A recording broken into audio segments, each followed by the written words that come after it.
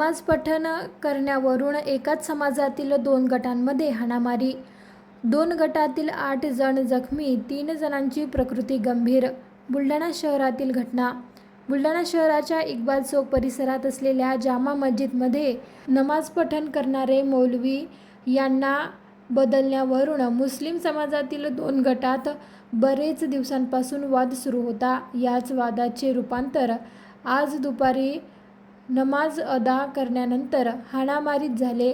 यामध्ये दोन्ही गटातील 8 जण जखमी झाले असून 3 जणांची प्रकृती गंभीर असल्याची माहिती मिळत आहे. सर्व जखमींवर बुलढाणा सामान्य रुग्णालयात उपचार सुरू आहेत. जामा मस्जिदमध्ये गेल्या 30 वर्षांपासून नमाज पठण करणारे हाफिज रहमद हे आता वयोवृद्ध होत असल्याने नमाज पठणासाठी दुसऱ्या मौलानाची करण्यात यावी अशी एका गटाची मागणी होती, तर हाफिज रहमत यांनाच नमाज पठणासाठी ठेवण्यात यावे अशा दुसरे गटाची मागणी होती. यावरूनच हा वाद उफाळला. सध्या परिस्थितीत तणावपूर्ण शांतता असून पोलिसांचा चोख बंदोबस्त पाहायला मिळत आहे.